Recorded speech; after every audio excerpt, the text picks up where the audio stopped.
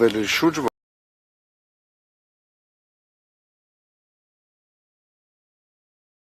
որտեղ այդ ժամանակ մեր երկիր, մեր պետություն ինքը հզոր անհատականություն էր, ինքը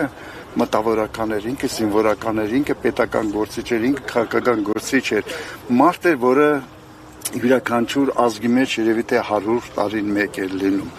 Գիտեք, ես գիտեմ այսօր շատերն են գալիս այստեղ գլուխ խոնարհում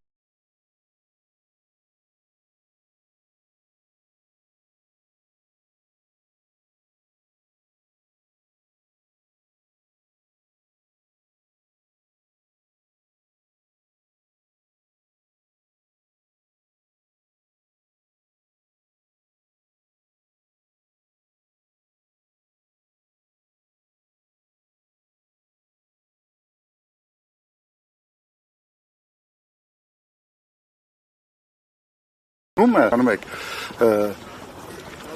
լավ կլներ, որ իր ոգեղենությունը, իր հզորությունը, իր հայրենիքին անմնացորդ եւ ճիշտ ձևով ծառայելու այդ սկզբունքը կարողանային հետագա իշխանավորները շարունակեն։ Ցավոք սրտի դա այդպես չեղավ։ Պարոն Նիկոյան, ինչ հետաքրքիր դրվագ կարող եք հիշել Վազգեն Սարգսյանի հետ կապված։ Գիտեք, ես երբ հանրապետական կուսակցության հետ արդեն մեր ջանքեր երկրապահի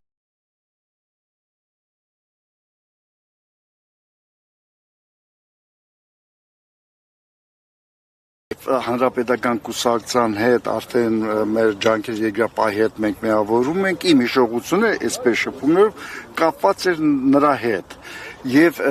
ամենակարևորը իմ մոտ հիշողությանս մեջ մնացել է, որ ինքը ասում էր, քանի որ մենք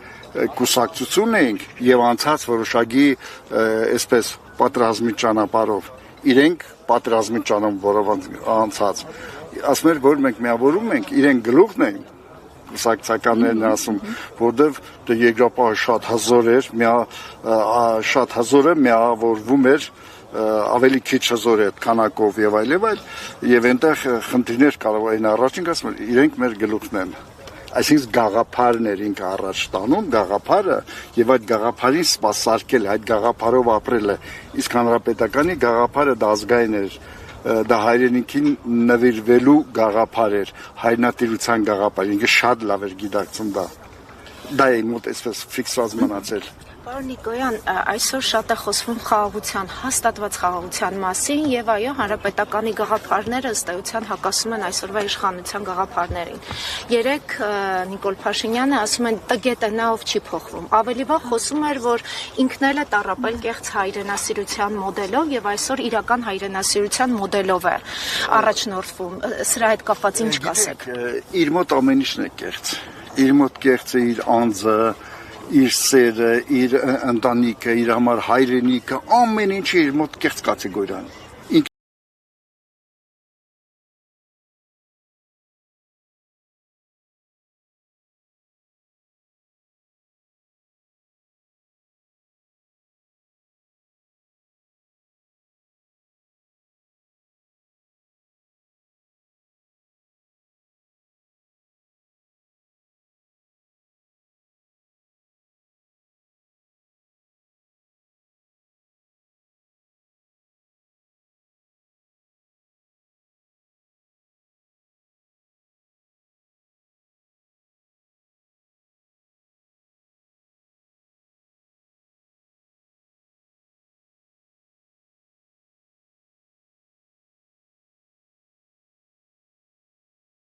Չգիտի ինքը հավել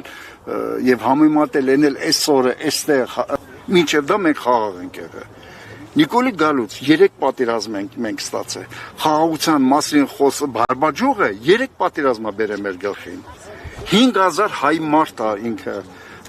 գլուխ է կերել 5000 հայ երիտասարդ մի ամբողջ ծորին դա ինքը ոչնչացրել մի ամբողջ հայրենիքի մեր երկրորդ պետության մեր հայրենիքի absurd է ոնց որ աշխարհի ամենաանբարոյականը խոսի սրբություններից Արդյոք անդառնալի է սպարապետի գաղափարախոսության վերադարձը որովհետև այսօր ամեն կերպ նսեմացվում է հերոսը, նսեմացվում է հայրենասիրությունը, արդյոք մենք մսխել ենք բոլոր այն մեր հաղթանակները եւ գաղափարական մտքերը, որոնք մեզ հայեր դարձնում։ Ես կարծում եմ ոչ։ Իհարկե բոլոր պատերազմներում, եթե դուք ուշադիր եք առաջին պատերազմից հետո Արցախյան, բոլոր հայրենասերները գնացին 88-90-ական թվականների այդ հաղթանակը, մենք մոտավորապես 7000 զոհ ունեցանք, ովքեր են կամավոր ովքեր են գնում բանակ եւ ովքեր են պատերազմում, դա հզոր մարդիկ են, հայ մարդիկ են, ազգային մարդիկն են, չէ՞ որ կամավոր գնացել պատերազմել են, հաղթանակել են, զոհվել են, չէ՞, նրանց